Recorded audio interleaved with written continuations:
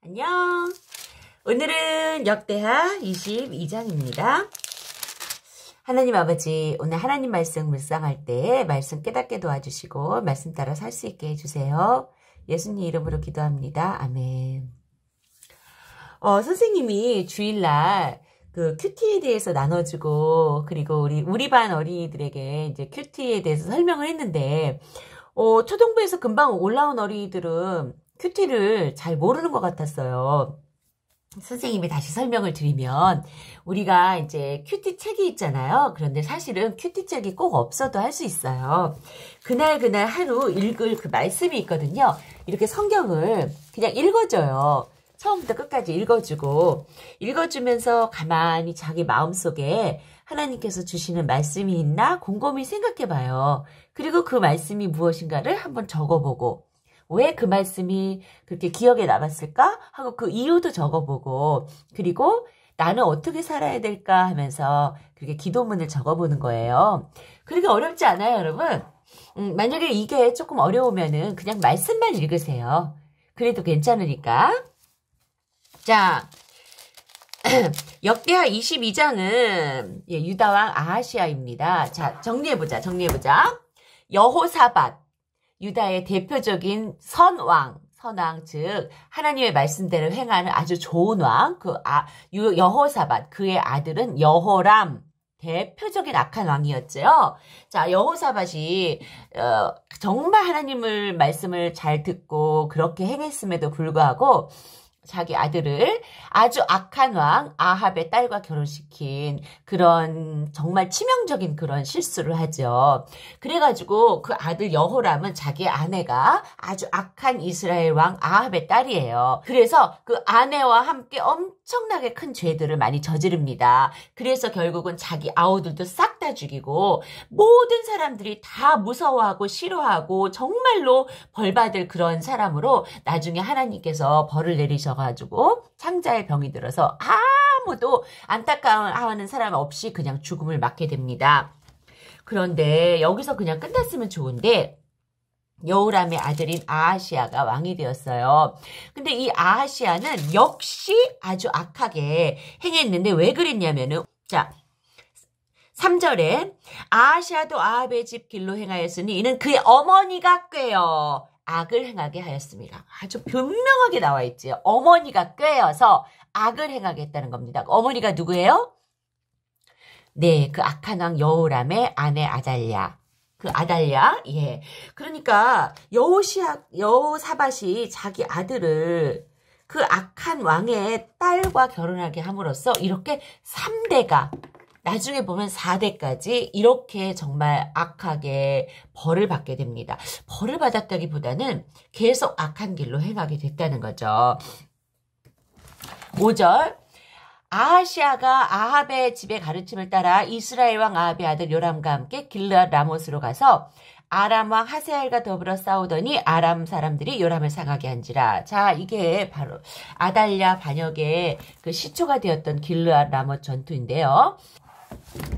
정리하면 아하시아의 할아버지 여호사밧 때에 북이스라엘의 악한 왕 아합이 둘이 동맹을 맺어서 길르앗 라못을 치러 올라가자고 합니다. 그래서 길르앗 라못을 치러 올라가죠. 정말 이것은 하나님이 원하는 전투가 아니었어요. 그래서 거기서 북이스라엘의 아합 왕이 죽게 됩니다. 그러나 여호사밧은 하나님께서 보호해 주셔서 부끄럽게 평안하게 돌아오게 됐지요. 자, 그런 일이 할아버지 때 있었어요. 그런데 아하시아가 완전 똑같은 일을 또 하는 거예요. 그 악한 왕 아합의 아들 요람과 아하시아가 같이 함께 길르앗 라못을 치러 올라갑니다. 이것은 정말 선생님은 할아버지가 실수한 거 똑같이 아들이 실수하고 아들이 실수한 거 그 아들 손자가 실수하고 계속해서 죄가 대물림 되는 겁니다. 그러니까 죄는 유전되진 않아요. 그러나 죄는 피를 타고 유전되지는 않아요. 그러나 올바르게 그 죄를 바로잡고 회개하지 않았을 때는 그것을 보고 겪고 자란 그 아들과 그 손자가 똑같은 실수를 하게 된다는 거죠.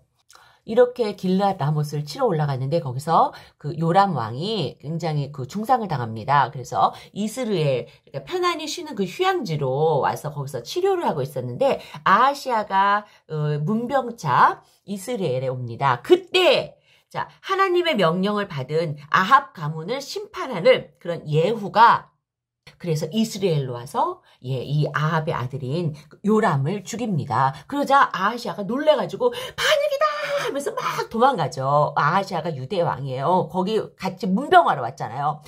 도망가는데 그 도망가는 그 아하시아를 잡아서 죽이게 됐지요. 결국은 여기서 아하시아가 죽게 돼서 그런데 아하시아가 이렇게 북이스라엘에서 올라가서 죽었잖아요. 그래서 그것을 본 엄마 아달랴가 아하시아의 어머니 아달랴가 자기의 아들이 죽은 것을 보고 일어나 유다 집 왕국의 씨를 모두 진멸하였으나 이거 대단합니다.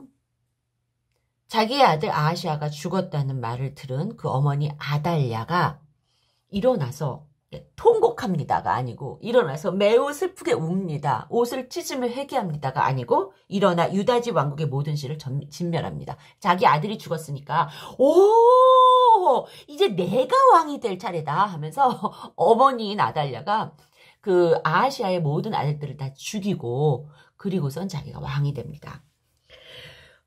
정말 그냥 가만히 있었으면 유다의 모든 그 왕족이 거의 진멸되어서 이제 더 이상 대를 이어갈 수 없는 형편이었는데 하나님께서 한 사람을 살려주셨어요. 11절 왕의 딸 여호사밧이 아하시아의 아들 요아스를 왕자들이 죽임을 당하는 중에서 몰래 빼내요. 자 이렇게 몰래 요아스가 몰래 빼내어져서 성전에서 몰래 자라게 됩니다.